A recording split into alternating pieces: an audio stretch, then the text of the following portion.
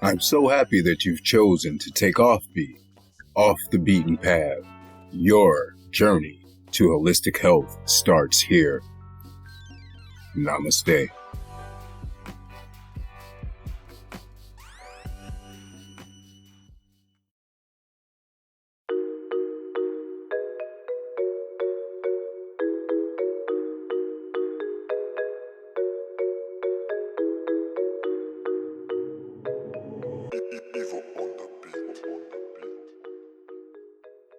Hey everyone, namaste, shalom, salamu.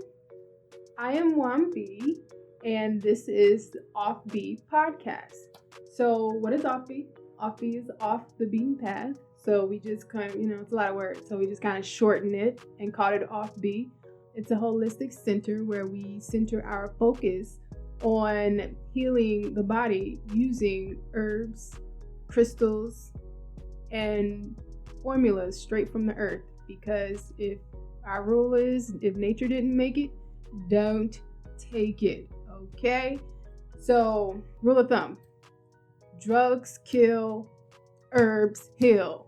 All right, so we're going to keep that in mind as we continue. So today we're going to be talking about high blood pressure, and high blood pressure is a really close topic for me. A lot of people in my family deal with high blood pressure. My mom, my granddad, my uncle, he was diagnosed with high blood pressure, but he beat it because he decided to go on the holistic path, and he was able to be cleared from high blood pressure. And just, so many people in my family. So it's a really close topic for me. So we'll talk about high blood pressure, what it is, how we can manage it, remedies to treat it, and we'll also talk about how to prevent it. So let's go ahead and get started. High blood pressure, if you're not familiar with high blood pressure, it's when your blood pressure is past 140 over 90. And even if you get to the 180 over 20, basically if that bottom number get in them triple digits, it's like off the chain and you need to do something about it. So that's basically, in a nutshell, when they say that you have high blood pressure, it just means that it's like, I'm gonna just say the bottom number is way too high. It's triple digits. You need to do something about it, okay?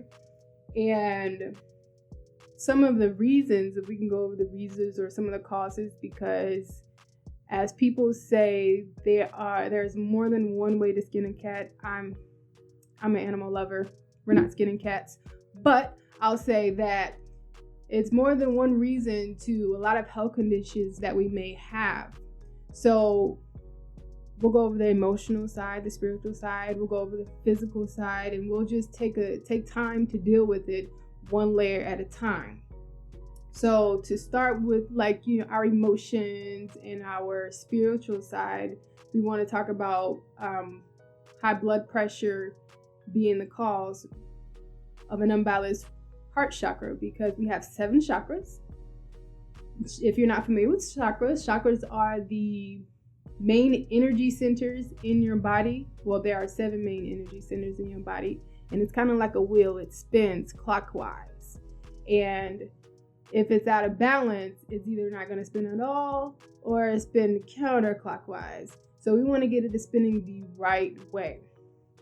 So the chakra that we're dealing with today is our heart chakra. And when our heart chakra is out of balance, quite a few things happen. Our heart chakra, first of all, just give you a background. I told you it's the green chakra. Well, I didn't tell you that. It's the green chakra. So when we look at colors, we think of different chakras. And for green, for the heart chakra, it will be green, like grass, like flowers, like money, and just things that we see all the time. We never really correlate these things, but if you think about it, you go outside, you're around a lot of greenery, and you feel better. That's your heart chakra working, doing good things. People tell you, if you want to feel better, they have plant therapy. A lot of plants are green. So when it comes to the heart chakra and you want to be able to balance it or get it going in the right direction, add some green to your life. So when your heart chakra is balanced, this is how you know. You're most likely more loving, you're more forgiving, you're more compassionate, you're more accepting of others. You tend to, gravitate toward people, or people gravitate towards you. And that's, a lot of times that's a good sign of people who have balanced heart chakras. An unbalanced heart chakra can be people who have problems with family, friends. If you feel like you have problems with deserving, whether you deserve things, whether you deserve people, whether you deserve to be somewhere, if you think that you don't deserve it, or you question whether you deserve it, a lot of times you want to work on that heart chakra. If you feel like you aren't lovable, that's also a sign of unbalanced heart chakra. What else? If you feel like you need someone in order to survive, these things you might want to take a look at and see how you can fix those or correct them to balance your heart chakra. I meant to tell you before, the organs that are connected to the heart chakra, or not just organs, these are the parts of your body that's connected to the heart chakra, is your heart, of course, your circulatory system, your blood, your lungs, your breast, your thymus, your shoulders. So if any one of these are giving you any problems, then you might want to take a look at how you're feeling. Okay, how are you feeling today? Are you feeling loved? Are you feeling like you can give out some love? Are you feeling like, your family is driving you crazy? Are you letting them drive you crazy? Then, you want to kind of like get a hold of that and correct some of that, because you don't want these issues, our outside circumstances, our outside influences to influence our inside in negative ways. So, let's go back to the other, ways that you might feel that your chakra may be imbalanced. Angry people. People who are angry all the time, people who don't know how to forgive, who like to hold, these people that know how to hold on to stuff for years. These are usually the same people who have high blood pressure and diabetes and all those type of heart conditions. I'm gonna just let you know that right now. But their heart chakra needs to be corrected. It needs to be balanced. And let's just hope you're not one of those people. If you are, we're going to work on some ways to, get that back in order. Okay. So I think I went over quite a few things of, as far as spiritual and emotional reasons or whatever, or why you may have high blood pressure. These could be some of the things. We walk toward the physical.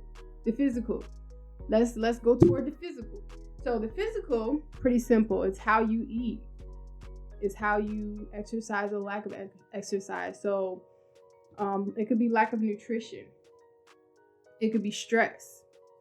It could be too much smoking, too much drinking, too much sugar. A lot of people like to correlate sugar with blood sugar, but it also has a lot to do with high blood pressure. I would like to, let me see if I can find it. I would like to read an excerpt from a book that I like to read from time to time. It's called African Holistic Health by Dr. Layla Africa. Dr. Layla Africa, he has a lot of accolades, but one of the things that he specialized in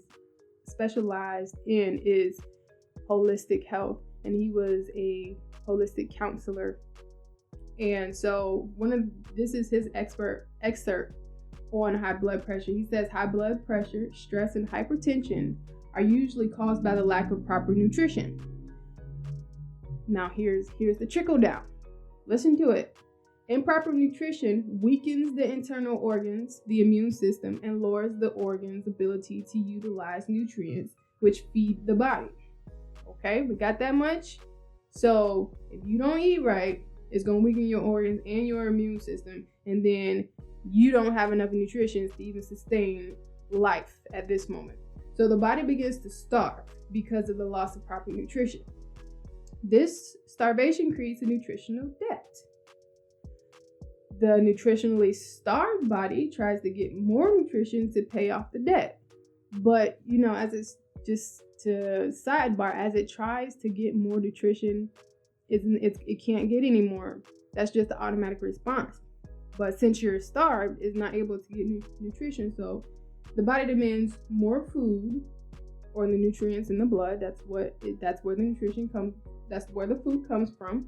It gets more food by drawing on poor blood, and it's poor blood because you're lacking nutrition. You're not eating right. In order to increase the nutrition, the body needs to get its nutrients from the blood. So it increases the quantity of blood by increasing the pressure. The increase in pressure in the body is the body's attempt to feed itself. This increase in pressure is the body's last resort to defend itself against bodily pollutions, gland disorders, free radicals, kidney weaknesses, hypertension, overweight, emotional stress, toxemia, and a deteriorating metabolism. So basically, you're going to need to take care of yourself before all of this happens. Long story short, because the body needs nutrition, and when it suffers from nutrition, it's not just high blood pressure that happens, it's high blood sugar. It's an increase in fluid production in your body. There's a lot of things. Today we're focusing on high blood pressure, but we just need to keep in mind, just as long as we have the nutrition available in our body is like functioning at high efficiency. And when we don't have the nutrition, then our body is going to deteriorate. And I do want to make a point right here to add that once you get to high blood pressure, once you're diagnosed with high blood pressure, that is the first stage to heart failure. Nobody tells you that, but that is the first stage to heart failure, high blood pressure, because your body is giving up. Your heart is giving up. So the junk food diet and the immunosuppressive drugs and malnourishment causes this stress on the body. So in so many words, we're going to have to work on not stressing out in the physical sense, in the emotional sense, and we also have to work on not stressing our body out. Because even when we stress with our day-to-day lives, that causes us to have high blood pressure. And I know you know that. A lot of us know that, because if we go to the doctor and the doctor says you have high blood pressure, they're going to tell you, go for a walk. They're going to tell you, don't let people stress you out. Don't let people bother you. But another thing that they probably won't tell you is eat your fruits and vegetables, because we're solving the whole lack of stress by not letting our environment stress us out, but we're not solving it as far as our livity is concerned. And I know that people say the word diet, but we like to use good, high vibing words. And in the word diet, we find the word die. So we don't want to use diet, we want to use livity, because we want to have life in everything that we say and do. And livity is going to be our new word for today. Okay. So,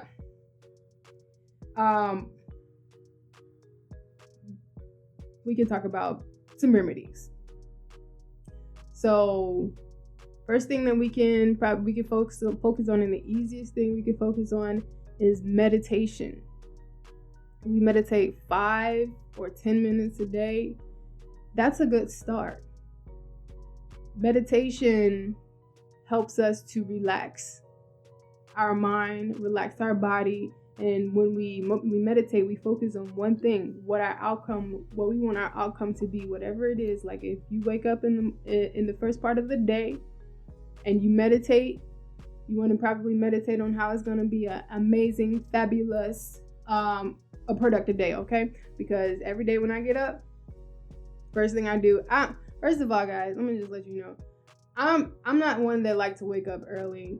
And if I have to wake up anytime before 9 o'clock, it's not a good look for me. Even when I wake up at 9 o'clock, I'm still slow. But I do take the time. My mind still works. So I do take the time to plan my day and think about how my day goes before I even get out of bed. That's my moment of meditation, my first moment of meditation. And just 5 to 10 minutes a day is a good start. But if you don't have anything to focus on, we can also focus on the heart chakra's mantra. Each chakra has their mantra. See, we learned more today. Each chakra has their mantra, and the heart chakra's mantra is yam. It's spelled like yam, but we're not saying yam. We're saying yam. Yam. Okay, so that's good to help open our heart chakra, get those wheels turning, the heart chakra wheels, of course, turning in the right direction. And once you get up, guess what you can do next? Walk for 15 minutes. Walking is good because it helps the body to circulate its blood properly. If you're sitting all day, then you probably aren't getting a lot of circulation through your body, your limbs, your organs, and things like that. So if you just walk for 15 minutes a day, that's a good start too. And on top of that, just walking for 15 minutes a day will help you burn calories. We all talk about burning calories and burning fat and losing weight, So, and guess what? Even when you're walking, especially when you walk outside, you get to see green things like grass and trees and flowers and all of these green things that help to stimulate that heart chakra. I'm telling you, this stuff is good. So walk for 15 minutes a day. Most of the time when it's not raining, I'm walking for about 45 to 55 minutes a day. And I'm most likely listening to a podcast when I'm doing it because everything has to have a purpose, right? So I'm walking to get this thing, get my blood going. Usually by the time, after I wake up and get ready for my walk and go walking and I come back, I'm ready to talk. But before then, I'm not ready to talk because, I don't like getting up. But I am excited about every day that comes. So I walk and I just, the birds and the squirrels. I even get to see ducks. And I get to see the white ducks and the other ducks. I don't know what those are called. Those ones with the green feathers. I don't know, but I get to see animals, just being able to see these things. Nature, I like nature. Nature makes me feel good. It connects with my heart chakra. I just feel so much love. But anyways, so walk, meditate, yum. 5 minutes. That's all you need. 5 minutes. And positive self-talk. Ooh, this is great. So how are you talking to yourself? Because if you be like, man, I'm so stupid, then you're probably going to believe that that's going to lower your confidence subconsciously. And if you speak every day like, it's all good, that's like my favorite line, it's all good, even when it doesn't seem like it in the moment. How do you, when you mess up, do you want to beat yourself up? Because if you do, then I don't think that's very positive. So say things like, you're going to get it better you're going to do better next time. You're great. You're awesome. You're the ish. I mean, I tell myself that all the time. If you just tell yourself that while you're looking in the mirror, it works twice as good. Okay. So if you look in the mirror and you just tell yourself you're the ish, or you're great, you're going to be something, you're going to be somebody, whatever it is that you want to tell yourself in a positive manner, tell yourself that in the mirror. I'm telling you, it's going to make you feel so much better.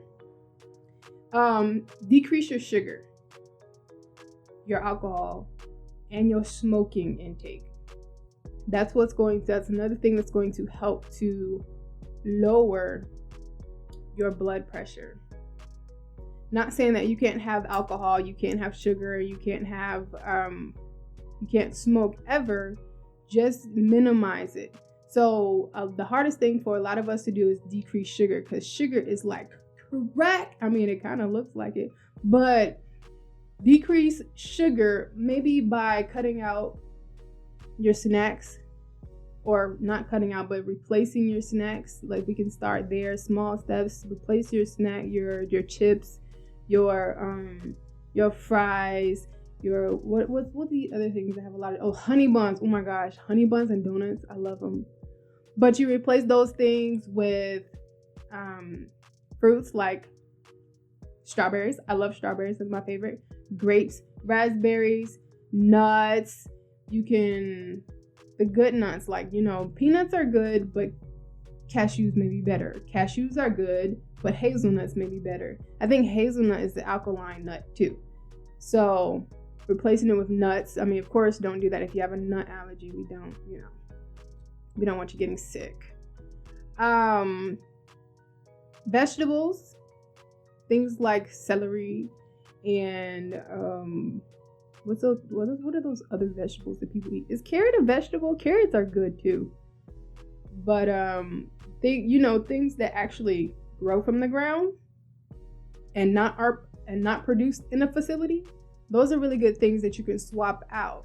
Just baby steps. And then once you continue on, you can start changing your meals and reducing your meat intake. Not saying if you eat meat, not saying to not eat meat at all, but a lot of times us Americans, we eat way more than what the rest of the world eats, and we just so happen to be the most obese and Americans tend to have the most health conditions. So, and that has a lot to do with our meat intake, because meat causes inflammation, and inflammation causes other diseases like high blood pressure.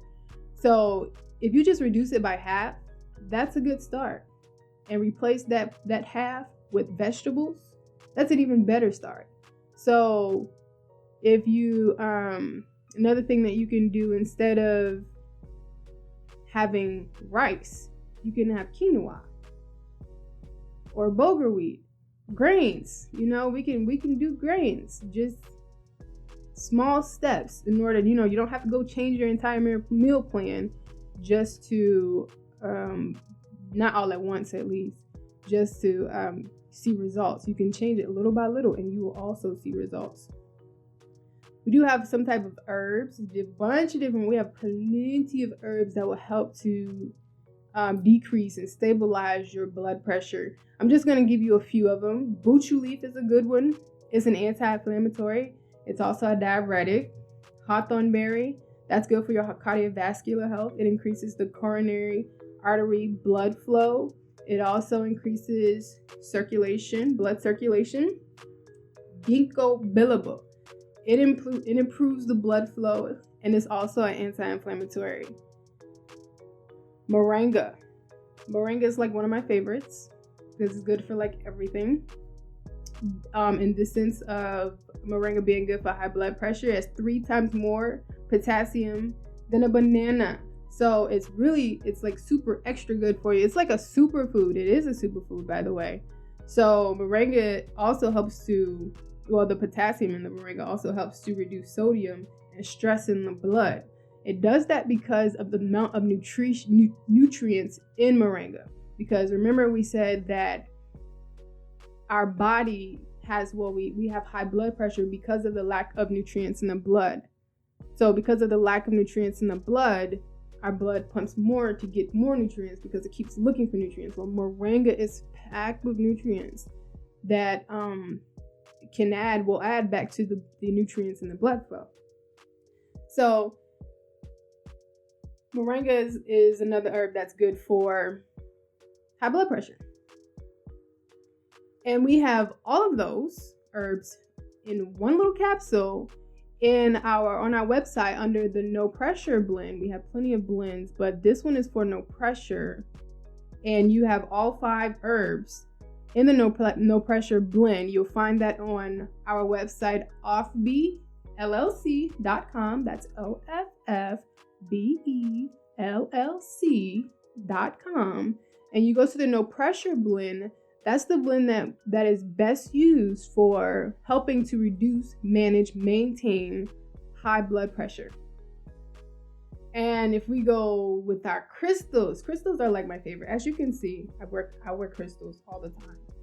Crystals are my favorite. So another way that we can help to reduce or remedy high blood pressure is crystal therapy. A lot of people aren't familiar with crystal therapy because, it sounds weird. Crystals are just like rocks that come from the ground, and then you're supposed to wear them and it's supposed to make you feel better, right? Well, that is kind of how it happens. That's only if you believe it happens that way. Because it even goes the same for herbs. Anything that you eat, you have to first know that it's going to work before you even try it. Because if you have the mindset that it's not going to work, then it's not going to work. But crystal therapy, there are quite a few crystals that help to manage high blood pressure as well. I'm just going to give you some of them. Amethyst is one crystal. It is good. It's actually, I actually have an amethyst. Amethyst it's good for calming your emotions. It's good for reducing stress. And we have green aventurine. Had to check to see if I had aventurine on. I don't have it on, but it's green. So that's like, it connects directly with the heart chakra. Bloodstone is another good stone. Tourmaline is another good stone. Tourmaline is a great stone simply because it helps to protect and absorb negative energy. So tourmaline would be like a good stone in conjunction with all of these stones to help to manage and remedy high blood pressure. Now, on OffBeLLC.com, you can also find some of these crystals here in jewelry form, just like this. See? Just like this. Handmade, by the way. And go over to the website and check it out. We have quite a few, and we add more inventory all the time because all of this is one of a kind. It's all handmade. So you'll get our love and you'll get all our positive energy that goes into the making of these crystals. And back to the high blood pressure. So I've given you everything that you need to know about high blood pressure, okay? So we know that high blood pressure can be caused not just by the stuff that you eat or you don't eat, but it also can be caused by your stress levels. Come on, keep them down. It can be caused by your heart chakra being out of balance, that you're not, caring about yourself and not loving yourself and not feeling deserved, and you're always angry and all upset and stuff like that. It could be caused by your livity, okay? Did you hear that word? Livity. Too much smoking, too much drinking, too much sugar. It can be caused by quite a few of these things, not just one. And we also know that we can help to remedy it by doing the opposite. We not stressing, meditating, walking. We taking certain herbs. The no pressure blend is like one of the best herbal blends that you can take to help to remedy it. And we know that you can just hang on to some crystals. All right, so once you get into these crystals, you're definitely going to want to hear from you. So what do you want us to talk about next? What do you want to hear? What are your questions? I really want to know. Oh, and if you're thinking about, cutting your meat intake in half or just no meat at all, you can check out Vegan Cartel. If you're looking to change up how you live, your livity, check out Vegan Cartel on YouTube and on Facebook page. That's vegan, but that's a cartel with a K, okay? Because we like it that way. So thanks everybody for joining and tuning in and, just learning. It's always good to learn something new every day. So thank you. And we will definitely see you next time. Namaste.